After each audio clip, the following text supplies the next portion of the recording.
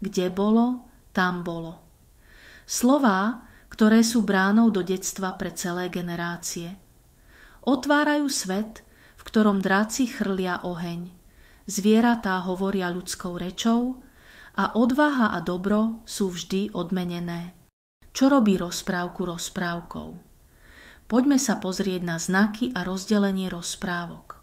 Rozprávka je žáner ľudovej slovesnosti. Po báji patrí k najstarším epickým útvarom. Jej korene siahajú do dávnej minulosti, keď sa príbehy nepísali, ale šírili ústnym podaním z generácie na generáciu. Hlavným znakom rozprávky je, že v príbehu bojuje dobro a zlo a dobro víťazí. Na jednej strane stojí kladný hrdina, statočný princ, chudobný mládenec, dobrá dievčina, na druhej záporná postava, zlý kráľ, macocha, ježibaba, drak. V rozprávkovom svete platia jasné pravidlá. Dobro musí vždy zvíťaziť a zlo musí byť potrestané. Príbeh sa končí šťastne. Dej rozprávky sa nikdy neodohráva na konkrétnom, reálne existujúcom mieste, ani v presne určenom čase. Rozprávky sa začínajú formulkami kde bolo, tam bolo. Za 7 horami, za 7 dolinami. Kde sa voda sypala a piesok sa lial, žil raz jeden kráľ. Končia sa formulkami a žili šťastne, kým nepomreli. Zazvonil zvonec a rozprávky je koniec. V rozprávkach sa často opakujú čísla 3, 6, 7, 12. Magické čísla sa objavujú v názve. 3 oriešky pre popolušku, o 3 grošoch 3 citróny, 7 zhavranelých bratov. V počte osôb a vecí 3 bratia, 3 úlohy, 3 želania, 7 trpaslíkov. V deji hlavná postava musí splniť 3 úlohy. Opakovaním deja vzniká gradácia, často s obmenami, s variáciou. Rozprávky sa rozdeľujú podľa nasledujúcich kritérií. Podľa formy na prozaické, básnické a dramatické. Podľa autora na ľudové a umelé, autorské. Podľa obsahu na fantastické, realistické a zvieracie. Podľa spôsobu a spracovanie témy na klasické a moderné. Ľudové rozprávky nemajú známeho autora. Šírili sa ústnym podaním z pokolenia na pokolenie, teda trádovaním. Neskôr ich zapisovali zberatelia ľudových rozprávok.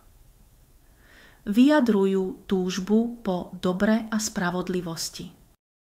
Autorské umelé rozprávky majú známeho autora, ktorý buď spracoval ľudový námet, alebo vytvoril úplne originálny príbeh, no zachoval pritom typické rozprávkové znaky.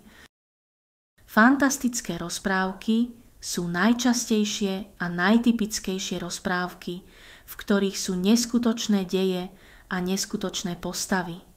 Ježibaby, draci, antropomorfizované zvieratá, ktorým sa pripisujú ľudské vlastnosti, emócie a správanie.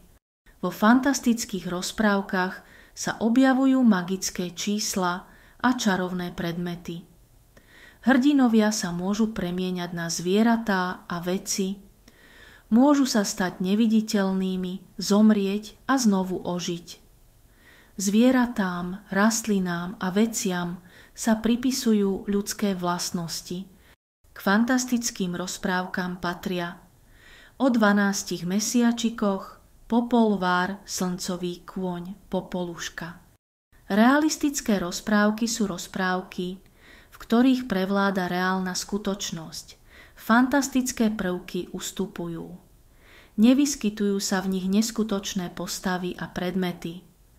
Zobrazujú každodenný život a hrdinami sú jednoduchí dedinskí ľudia. V príbehoch víťazí dôvtip a múdrosť, pýcha je potrestaná. Pre realistické rozprávky je charakteristický jednoduchý dej, humor a múdrosť ľudových hrdinov. Najznámejšou je rozprávka o 3 grošoch. Zvieracie rozprávky. Hlavnými postavami sú zvieratá. Zastupujú ľudí, hovoria ľudskou rečou, myslia a cítia ako ľudia. Sú antropomorfizované. Ak v rozprávke vystupujú ľudia, sú to vedľajšie postavy. Niektoré zvieratá majú ustálené vlastnosti. Líška je prefíkaná, zajac bojazlivý, medveď ťarbavý. K zvieracím rozprávkam patria koza odratá a jež, starý bodrík a vlk o 7 kozliatkách. Každá rozprávka v sebe nesie posolstvo. A čo nám rozprávkové príbehy hovoria dnes? Pripomínajú nám, že pod povrchom našej zložitej reality stále platia večné princípy. Že boj dobra so zlom sa neodohráva len v začarovaných lesoch, ale v srdci každého z nás. Ukazujú, že aj po tej najtemnejšej noci môže prísť ráno, v ktorom dobro zvíťazí. Ak bolo toto video pre vás užitočné, dajte nám odber, aby ste neprišli o ďalšie zaujímavé témy zo slovenského jazyka a literatúry. Ďakujeme.